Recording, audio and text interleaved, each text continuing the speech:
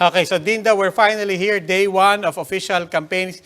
Lay the table for us. How should we see how everybody's positioning in this new baseline, day one?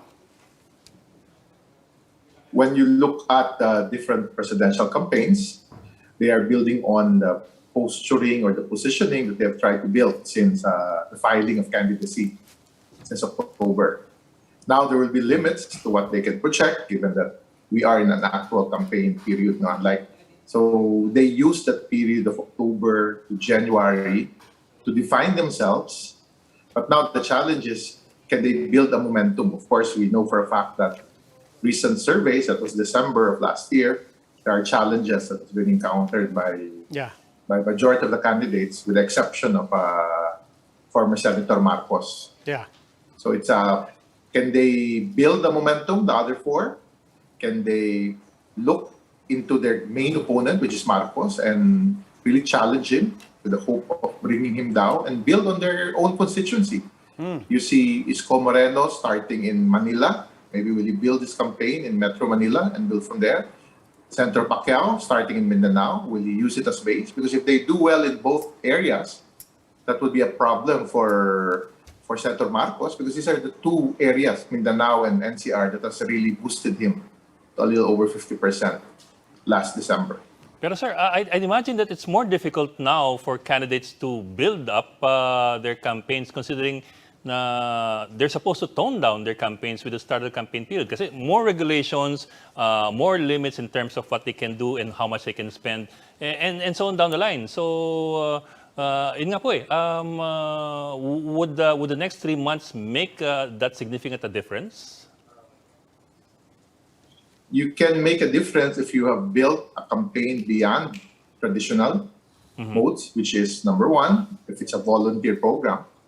That means people really going out. That is the projection of VP Leni Robredo. Or a strong social media presence, which is Marcos. In the case of former Senator Marcos, hard to track, especially when you use social media influencers, yes, sir, so-called independent groups. I've seen how Facebook accounts of even sports Facebook groups suddenly turning into a pro-Marcos group. Suddenly you see, how can you monitor the movement? So a lot of interesting initiatives that we can expect. But we also saw, and I've noticed it in our tracking this January, it seems that different forces outside the traditional campaigns of other candidates are focusing on Mr. Marcos also and challenging his posturing of being the most qualified, on his so-called historical revisionism.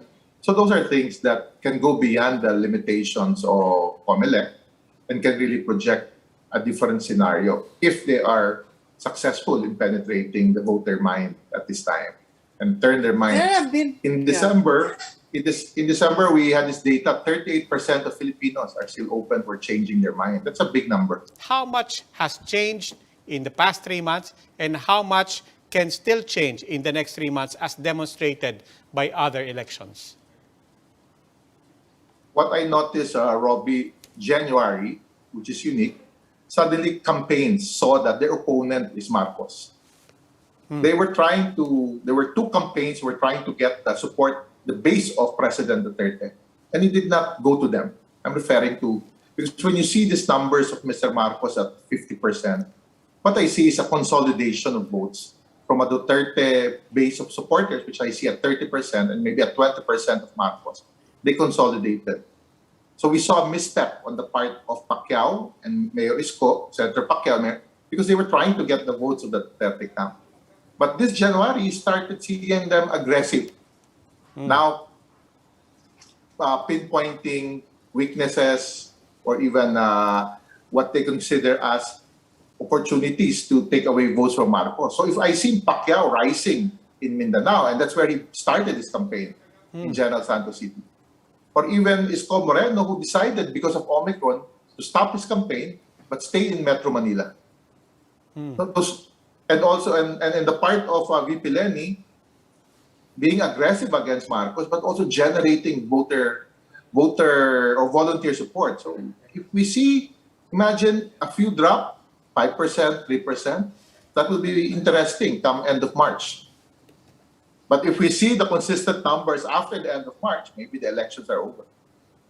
Okay. So where things does are that happen in the next 2 months. But where does that put, for example, and how does that position, for example, Isko, you mentioned Isko Moreno. On the one hand, becoming more assertive against Marcos, but on the other hand, everybody's still seeing he's not giving up on his hope of getting the endorsement of President Duterte. It's a totally different posturing because he is hoping that as people look at the weakness of Marcos, the votes of Duterte might transfer to him, especially in his core area, which is Mega Manila. So that's a possibility. I'm not saying it can happen, but maybe their strategy has focused on that now. Or when Senator Pacquiao issued a strong statement about corruption and PCGG, you know, the reason why Marcos is strong, when you look at breakdown the demographics, 64% in Metro Manila and 61% in Mindanao. That goes down to 40. That's a competitive race for everyone.